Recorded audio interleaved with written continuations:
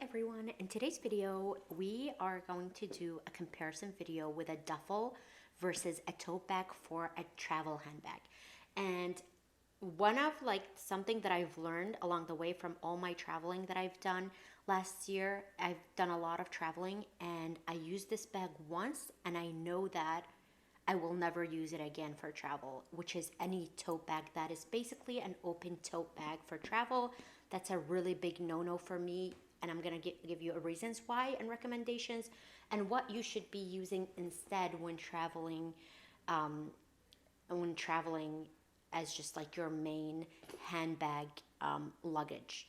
So let's get started with the nose. Why do I say no to traveling with an open tote that looks like this, which is this right here? I have the Saint Laurent shopping to go shopping bag or on the go shopping bag. I don't remember exactly what they call it, but this is basically their main tote bag in the Saint Laurent version. And on here, I don't know if you can see that clearly, we have the Bricks duffel bag. So I'm gonna give it a little bit of like comparisons of why you should avoid an open tote that looks like this and then what you should use instead.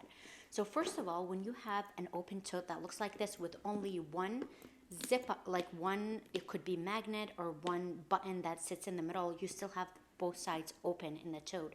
And basically when you're putting this through security, this is gonna fall off and a lot of the stuff that you have in there is gonna come out.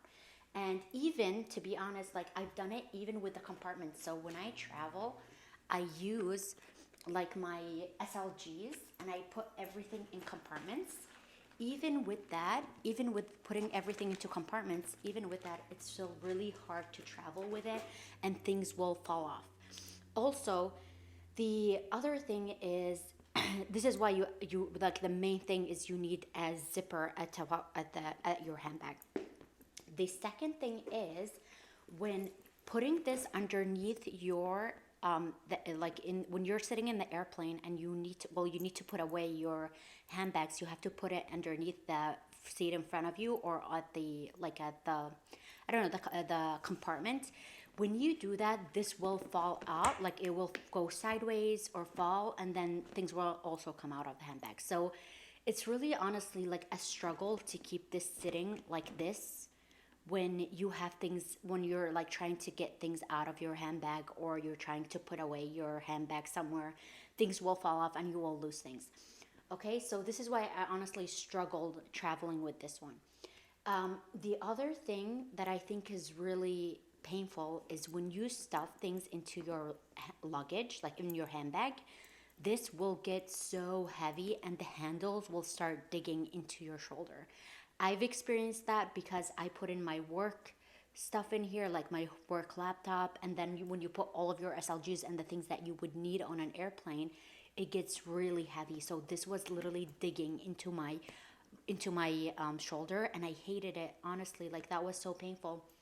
So what I've done one time when I went on a conference and I was wearing this one, the first time I wore this, I learned my lesson. So the second time I went, what I did is I put this into my handbag, into my, what is it called, like carry-on.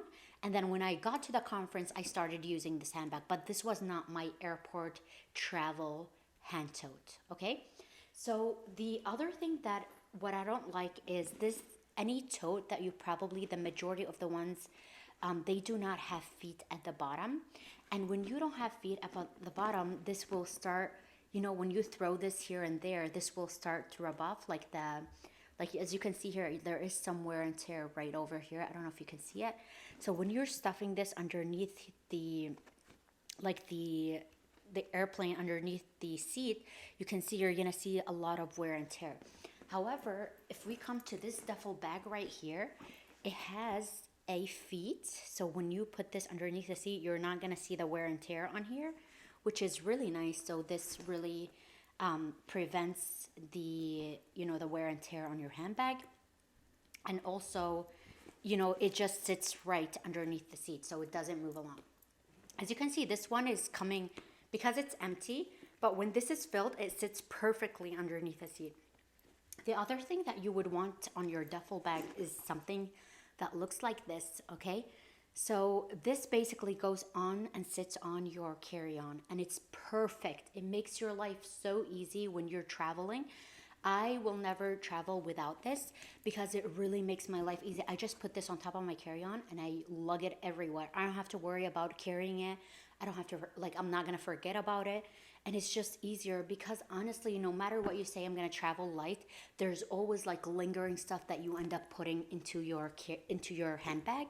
For example, if you overload your your let's say your luggage, and you need to take stuff out of it, this size right here, this is considered a handbag, okay? So this size right here, it's like it's gonna fit a lot more than what you would expect.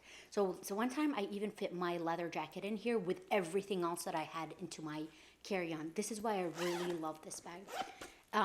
Also, it has a shoulder strap, so if you want that option, you can have it. But for me, I really use this as a, like, I just put this on top of my carry-on and I lug it everywhere, and I love that for this.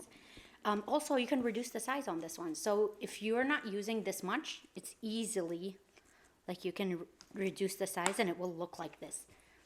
If you want more, you can expand it. If you want less, it would look like this. You can just, close those compartments on the side. You don't get that with a tote bag, and for that reason, I just completely stopped traveling with a tote bag, and I always go with a duffel bag. But these are the main things that if I were to buy another duffel bag, these are the main things that I would want in my duffel bag. I want a zipper. I want this thing right here that goes on top of carry-ons, and I want the ability to expand the size and reduce the size as I need, because to be honest, like, I always end up putting a lot more than what I intend to into my handbag, so I want this to be the easiest way to travel with. And the other thing, main thing is, honestly, I would still continue to travel with compartments. I know this is like big, so like it's nice to have everything in compartments and you know exactly what's inside the compartments.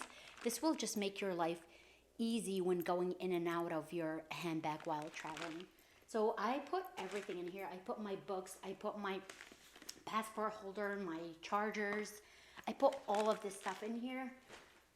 And honestly, they all fit perfectly inside of this duffel bag. So this is why I really highly recommend traveling with this type of a bag versus a tote bag.